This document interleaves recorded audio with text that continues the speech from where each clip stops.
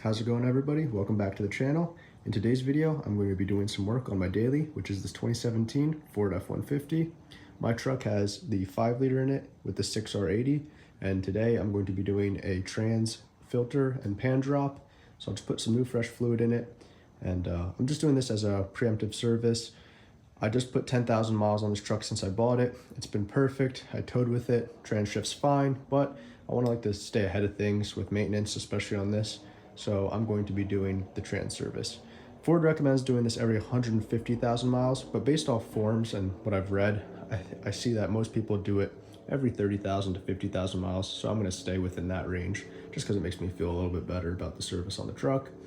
So without any further ado, I'm going to show you guys what you need and the tools you'll need if you want to do this at home. In terms of things you'll need for this service, I have a OEM Motorcraft transmission filter. So it's just like this plastic thing right here, and here's the part number if you want to get the same one, as well as I got 10 quarts of Mercon LV. I like to say OEM. From what I've read, they said using the Motorcraft fluid and filter is your best bet, and I tend to agree with it. Like I said, all I do is occasional towing and just daily driving, so I don't need anything fancy, and this has worked thus far and I have no complaints, so I'm going to stick with that. I also got a new transmission pan filter. Here's the part number. This was Felpro. I didn't go OEM, but I think Felpro is just going to be fine. I got this from Rock Auto as well. And then I also got a fluid transfer pump from Harbor Freight. You can get anything, any kind of pump. Some people have electric pumps. I usually get the cheap white pumps that go on top of the quarts. However, these work. I like to get a new one every time because I don't like messing with cleaning them up when I use them on diffs and whatnot. So I just have this fluid pump. And if I didn't mention already, I have 10 quarts, but I believe I'm only going to get 5 to 7 quarts out of it from what I've read online. So you don't really need this much, but anywhere from 5 to 7 quarts of Mercon LV, you should be fine. So these are the supplies. It's not much. I don't remember off the top of my head how much it cost, but I think I was around $200, which is not bad at all. You're doing this every 30 to 50,000 miles. Just a good peace of mind, and it's definitely cheaper than a new transmission or a rebuild. So it's nice to get new fluid in and a new filter in as often as you can in terms of 30 to 50,000. Like I said, I wouldn't wait till 150K. That just seems like you're waiting for something to happen, but everyone has their own opinion. So in this case, I'm just going to change it now. So here's all the supplies you'll need, and we'll get right to the actual process. So getting out of the truck, you can see I have the transmission pan right here. It is covered in a series of 8mm bolts. You're going to want to break all of these loose. Unfortunately, these don't have a drain bolt, so it's going to be quite a mess. That's why I have some cardboard down, and I'm going to get a big pan to catch any of the fluid. And you want to see right up here, this little bolt right here is a 19mm. That is the fill plug as well as the dipstick. So the first thing you want to do is actually crack that loose to make sure you can fill the trans, because if it's seized on for whatever reason, or if it snaps for whatever reason, then you won't be able to fill the trans. So that way you don't want to end up in a situation where you have the pan out and no fluid and you can't fill it. So crack this loose first, make sure it's freed up, and you can pull the dipstick out. That way you do that before you start draining all the fluid. So first thing I'm gonna do is crack that loose, which I already have done, but I'm gonna make sure that's loose, and then I'm going to be able to drop the pan. So I'm gonna go around, do all these bolts. I'm gonna leave a couple bolts on the front, just hand tight, and then drop all of the bolts down here. That way the pan can kind of angle downwards and drain into a drain pan down here. So I'm gonna go ahead and do that and try not to make such a mess. So right here is the bolt. This is the fill bolt. Just make sure that the threads are clean. I'm gonna set this aside and pull off the dipstick. You also wanna make sure you do this while the engine's relatively cool. That way you don't burn yourself.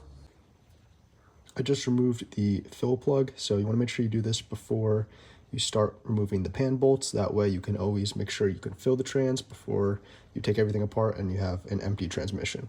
So this came out, and as you'll see here, they do have a dipstick. You'll see some, I wiped the fluid off, but you'll see you have 2 markers. These will come into plan later. The A is the cold marker, and the B hashes are the hot marker. You're actually gonna end up filling this transmission while it's hot. I believe the temp is 190 plus, and you wanna make sure it's within spec. So as you can see service manual. I'll cover that when we go to fill it. So I'm gonna set this aside. You also wanna make sure you're very careful when removing this bolt in particular. Everything down there's hot, or could be hot potentially. So you wanna make sure you don't burn yourself with the fluid. And this bolt being so close to the transmission as well as the catalytic converter, it's pretty hot down there. So just wear gloves or just be very careful and make sure you don't burn yourself. So now that that's removed, we're going to remove the series of 8mm bolts and try not to make a mess dropping the pan.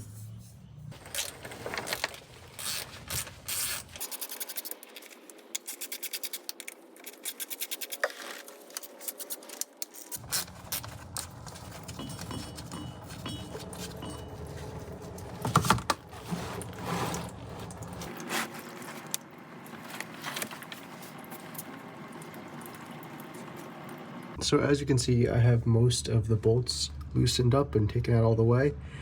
I'm just kind of trying to mitigate the mess by leaving some of the bolts in and just letting it drain slowly. As you can see, there's tons of fluid on the exhaust. I kind of expected that. This is a messy process. I knew that going into it. So I am prepared for cleanup. But I've seen several other people put aluminum foil around the exhaust. That way they kind of make a funnel of sorts. And that's not a bad idea. That's a pretty good idea. But in my case, I just said, you know what, this is a messy job. So I'm just going to send it. And then I'm prepared with brake cleaner to clean up afterwards.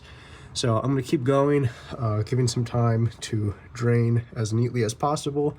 And then I'm going to go ahead and remove the last few bolts that I have holding the pan in. And then I'm going to drop the pan. Not sure if I'm going to get good footage of me dropping the pan, but when the pan's down, I will show you guys what to do.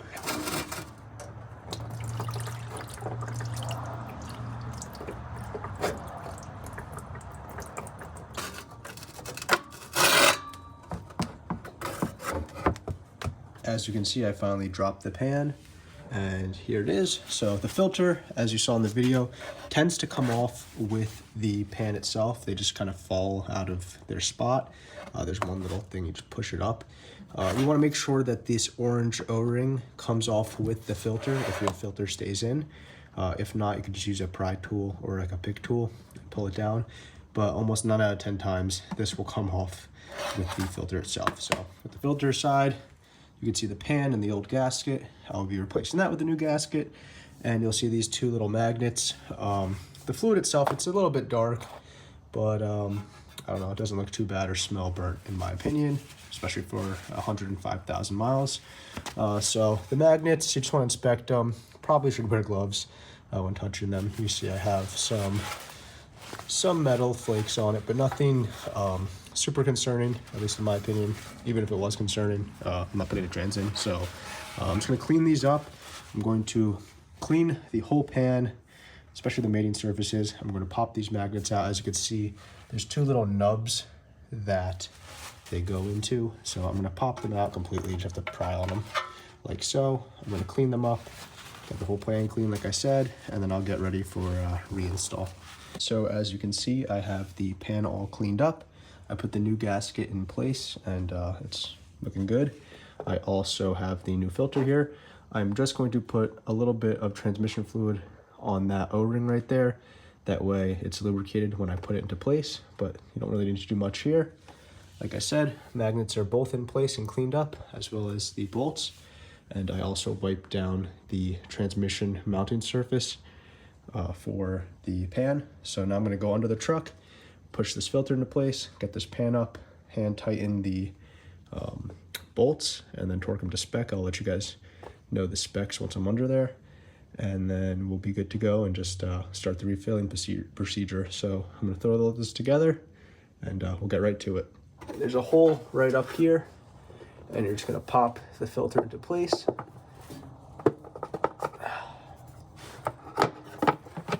Like so. It's okay for it to sag down a bit. You just wanna make sure you don't knock it out of place when you put the pan back on.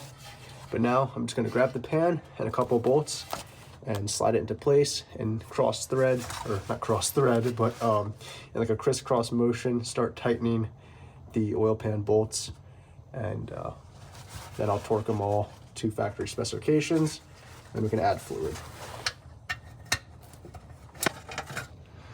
So I have my 1/4" torque wrench here, and I have it set to 80 inch-pounds. That's the torque spec for the transmission pan bolts.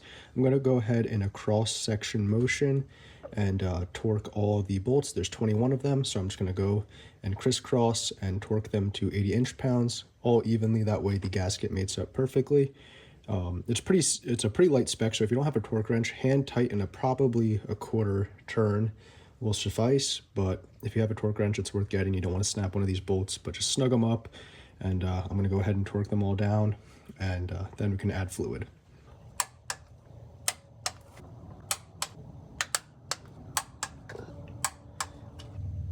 So with the transmission pan bolts all torqued to spec, there's about 21 of them, so I went in a cross-hatching pattern going from one side to the other, and then I went all around each one to make sure they were torqued. Now I can just start the refill procedure. I'm going to start with, I think it's 3.5 or 4.5 quarts, so I removed the fill plug again and the dipstick. So when we fill up, you can see there's 2 cross-hatching marks. There's A and B. I just want to get to the A level for now while the transmission is cold, and then I'm actually going to have the transmission turned on, and we're going to fill the transmission up into the B area. The very top will be full at operating temp, which is about 190 to, I believe, 210, 220. But to start, when it's cold, I'm just going to fill it up with about 3.5 to 4.5 quarts. And then we'll go from there. So sliding out, you can see I have some of these quart bottles I'm going to use to start, and this pump. So it's a process, but going to these, I'm going to start pumping them in, and we'll go from there.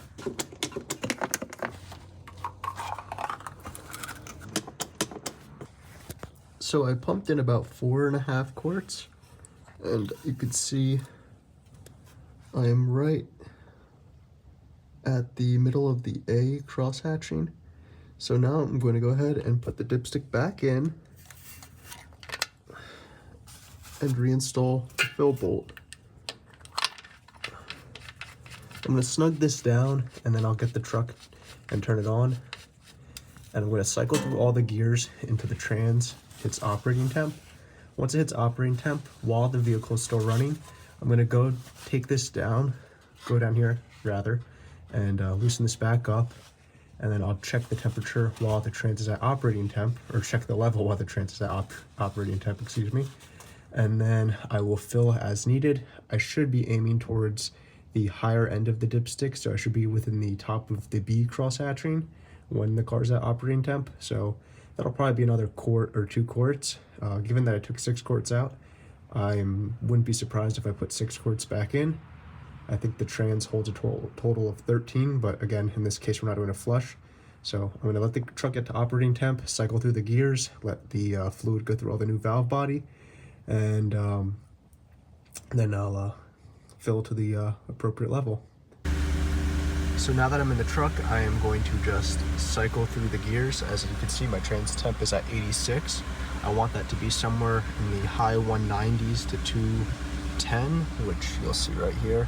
I want it right in the middle, but the digital gauge also helps. So I'm gonna put my foot on the brake, and you don't want the truck to move at all, but you could cycle through the gears. So I'm gonna put it in reverse, let it sit in reverse for a couple of seconds, and do the same thing with neutral, drive, and so on and so forth. I'm just gonna do this a couple of times. That'll allow fluid to circulate throughout the transmission, and we'll keep doing it, and then I'll be able to check the proper level once it hits operating temp and add fluid accordingly. So just a bit of an update, you can see the truck is at 192 on the trans temp. I've been filling fluid with the truck running, and it's slowly getting there. It's on the dipstick. I've put about 4.5 quarts in. I'll probably have another 1.5 quarts to add, given that I drained about 6 quarts. So I'm gonna keep adding fluid while the truck's running. I just have to be careful not to burn myself on the catalytic converter, but it's hard to film down there. It's pretty much the same process as you saw me filling while the engine was off, but you just have to be a little bit extra careful that the hose doesn't touch the cat. So I'm gonna keep filling fluid until I'm right at that B level marker, and the trans is obviously at operating temp. So I'm gonna keep chugging along, It's not too hard, it's just a little tedious, and it's a nice cool night, so at least I'm not sweating like crazy. So I would recommend, if you're doing this, pick a cool night. But I'm gonna keep the truck going, and I'll update you guys once the thing is completely full and ready to go. So I filled up the truck to the correct specifications. I'll add a photo of what it should look like when the trans temp is at operating temperature and where you want to be at on the dipstick. I'll add the photo somewhere on the screen right about now. It should be at the top or in the middle of the B crosshatching when at operating temp, from what I've seen online. And I will say, I don't know if it's placebo yet, but I do feel a difference. I never had any complaints about how the trans shifted when I previously, right when I bought the car. Like I said, I put 10,000 miles on it. Towing was not a problem. Daily driving was not a problem. Didn't have any issues with how it shifted. However, now that I have this new fluid in it and a new filter, again, I don't know if it's placebo or not. I'll give it a couple of days and maybe update you guys in the comment section. But it definitely feels like the lower gears, at least, are a lot smoother. Again, I never had any complaints beforehand, but it's kind of like a weird thing to describe. It just feels like I don't even know when it's shifting. I was paying more attention to seeing which gear the truck was in, and it just felt pretty smooth. And yeah, nothing to complain about beforehand, but again, it does feel like it did help out with some smooth shifting after this service. It also helps if you have ForScan, the program. You can reset the transmission learning adaptations. I could do another video on that if you guys are interested, but what that pretty much does is these transmissions learn how you drive as a driver. So especially if you buy the car secondhand, it'll be kind of matched towards the previous owner's driving habits. So by resetting the adaptations, it'll allow you to, or allow the truck to adapt to how you drive it. And in turn, a lot of people report that that helps with shifting feeling and the transmission feel overall. So I don't know if I'm going to do that quite yet. I did it when I first bought the truck, and haven't had any complaints, like I said. So like I said, I'll show you guys any questions, or if you guys have any questions or comments, please leave them in the description below or in the comment section below. I would love to answer each and every one of you. If you have any questions of particular things that I might have brushed over, I'll do my best to clarify them in the comments. But overall, let me know how you guys like the video. Drop a like, it really helps. And if you like this video, subscribe for more. I have the Z, as you can see here, and now that it's getting warm out, I'm going to be doing some more content around the Z. But yeah, like the good old daily. If you have any questions of anything in this video regarding the service, drop a comment, and I'll try my best to get back to you. As always, thank you for watching, and I'll see you guys in the next one.